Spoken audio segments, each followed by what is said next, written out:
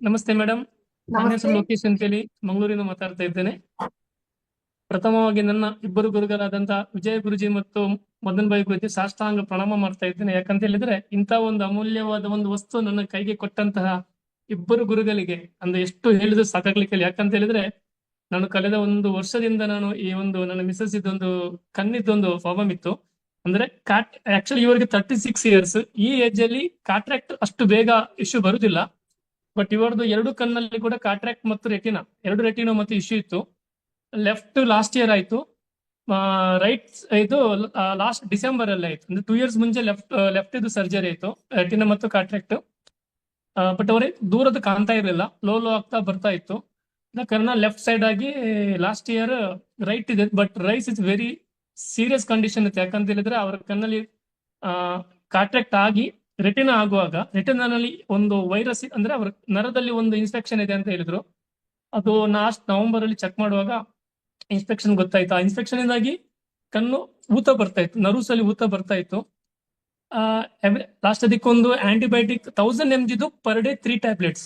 Actually ಅಷ್ಟು strong tablet ಕೊಟ್ಟರು ಕೂಡ 3 ಮಂತ್ಸ್ ಕೊಟ್ಟಿದ್ದಾರೆ. ಅದು ಯಾವುದೇ ರಿಕವರಿ ಆಗಿ ಕ್ಯೂರ್ ಆಗ್ತಾ ಇರ್ಲಿಲ್ಲ. ಆಮೇಲೆ ಲಾಸ್ಟಿಗೆ ಡಾಕ್ಟರ್ ಹೇಳಿದ್ರು ಇದು ಆಗ್ತಾ ಇಲ್ಲ, ಸ್ಟಾಪ್ ಮಾಡಿ, ಟ್ಯಾಬ್ಲೆಟ್ ಸ್ಟಾಪ್ ಮಾಡಿದ್ರು. ಆದ್ರೂ ಅದು ಸೇಮ್ ಇಶ್ಯೂ ಜಾಸ್ತಿ ಆಗ್ತಾನೆ ಇತ್ತು. ಎಂಡಿಗೆ ಹೇಳಿದ್ರು ಒಂದು ಲಾಸ್ಟ್ ಏಪ್ರಿಲ್ ಟೈಮ್ ಅಲ್ಲಿ ಹೇಳಿದ್ರು ಅದಕ್ಕೆ ಏನಿಲ್ಲ, ಲಾಸ್ಟ್ ಆಪ್ಷನ್ ಇಂಜೆಕ್ಷನ್ ಕೊಡಬೇಕು ಆ ನರ್ವ್ಸ್ಗೆ. ಇಂಜೆಕ್ಷನ್ ಕೊಟ್ರೆ ಬಟ್ ಒನ್ ಕಂಡೀಷನ್, ಯಾವಾಗ್ಲೂ ಇನ್ಫೆಕ್ಷನ್ ಆಗ್ತಾ ಇರುತ್ತೆ ಆ ಕಣ್ಣಲ್ಲಿ ಅಂತ ಹೇಳಿದ್ರು. ಹಂಗಂದ್ರೆ ಅಲ್ಲಿ ಹೋಗ್ಬಿಟ್ಟು ತುಂಬಾ ಕೂಗ್ತಾ ಇದ್ರು. ಯಾಕಂತ ಹೇಳಿದ್ರೆ ಇದು ತುಂಬಾ ಅಂದ್ರೆ ಅದೊಂದು ಇದೇ ಭಕ್ತಿ ಇತ್ತು. ಇಂಜೆಕ್ಷನ್ ಕೂಗ್ತಾ ಇದ್ರು. ಅಂದ್ರೆ ಡಾಕ್ಟರ್ ಹೇಳಿದ ಒಂದು ಮಾತು, ಇನ್ ಫ್ಯೂಚರ್ ಅಲ್ಲಿ ಯಾವಾಗ್ಲೂ ನಿಮ್ಮ ಕಣ್ಣಲ್ಲಿ ಅದು ಒಂಥರ ವೈರಸ್ ಅಂದ್ರೆ ಇನ್ಫೆಕ್ಷನ್ ಆಗ್ತಾ ಇರುತ್ತೆ, ನೀವು ರೆಡಿ ಆಗಿರ್ಬೇಕು ಅಂತ ಹೇಳಿ. ಪುಣ್ಯಕ್ಕೆ ನಮ್ಗೆ ವಿಜಯ ಗುರುಜಿ ಅವರು ನಮ್ಮ ಒಂದು ಆಪತ್ ದೇವರವರು, ಅವರು ಒಂದ್ ಕಡೆ ಅವರ ನಮ್ಮ ಸೆಂಟರ್ಗೆ ಹೋಗಿ ನಮ್ದು ಒಂದು ಇದು ಕೊಡ್ತಾ ಅಂದ್ರೆ ಅವ್ರು ಹೀಲಿ ಕೊಡ್ತಾ ಇದ್ರು. ಆ ಹೀಲಿ ಡಿವೈಸ್ ಅನ್ನು ನಾನು ಇಡ್ತಾ ಇದ್ದೆ. ಏನೋ ಅಲ್ಲಿ ಹೋಗುವಾಗ ಆಕ್ಚುಲಿ ನಾನು ಮೇ 15th ಹೋಗುವಾಗ ಅವರಿಗೆ ಇಂಜೆಕ್ಷನ್ ಕೊಡ್ಬೇಕಿತ್ತು. ಬಟ್ ಏನೋ ಡಾಕ್ಟರ್ ಹೇಳಿದ್ರು ಇನ್ನು ಜಾಸ್ತಿ ಆಗಿಲ್ಲ, ಪರವಾಗಿಲ್ಲ 1 ಮಂತ್ ಕಂಟಿನ್ಯೂ ಮಾಡುವ ಅಂತ ಹೇಳಿ. ಅಂದ್ರೆ ಆ ಜಾಸ್ತಿ ಆಗ್ತದೋ ಅಲ್ಲಿ ಸ್ಟಾಪ್ ಆಗಿದೆ ಅಂದ್ರೆ ಒಂದು 10 times ಅಲ್ಲಿ ನನಗೆ ಸ್ವಲ್ಪ ಸ್ಟಾಪ್ ಆಯ್ತು, ಇನ್ಕ್ರೀಸ್ ಆಗುದು. ತುಂಬಾನೇ ಖುಷಿ ಆಯ್ತು. ಸದ್ಯಕ್ಕೆ ಗುರುಜಿ ಹೇಳಿದ್ರು ಕೆಲಸ ಮಾಡಿ ಸದ್ಯಕ್ಕೆ ನೀನು ಮನದಲ್ಲಿ ಒಂದು ಬುಕ್ ಮಾಡು ಅಂತ ಹೇಳಿ. ಅದು ನನಗೆ ಜೂನ್ 1ಗೆ ಬಂತು. ಜೂನ್ 1 ಇಂದ ಜೂನ್ 13th ಹೋಗಂದ್ರೆ 13 ಡೇಸ್ ಅಲ್ಲಿ ನನಗೆ ತುಂಬಾನೇ ಒಂದು ಬದಲಾವಣೆ. ಹೋಗುವಾಗ ಅರೌಂಡ್ 40% ಕ್ಯೂರ್ ಆಗಿದೆ. ಆ ಏನೋ ನರದಲ್ಲಿ ಊತ ಬರ್ತಿತ್ತು, ತುಂಬಾನೇ ಕಡಿಮೆ ಆಯ್ತು.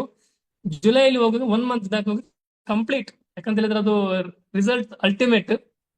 ಅದೊಂದು ನಮ್ದು ಆನಂದದ ಒಂದು ಕ್ಷಣನೇ ಬೇರೆ. ಯಾಕಂತ ಹೇಳಿದ್ರೆ ಅಂತ ಒಂದು ಅದ್ಭುತವಾದಂತ ಹೀಲಿ ಇದರಿಂದಾಗಿ ನಮ್ಗೆ ಅದು ಯಾರು ಊಹಿಸದ ರೀತಿಯಲ್ಲಿ ನನಗೆ ಅದು ಒಂಥರ ರಿಸಲ್ಟ್ ಬಂದಿದೆ.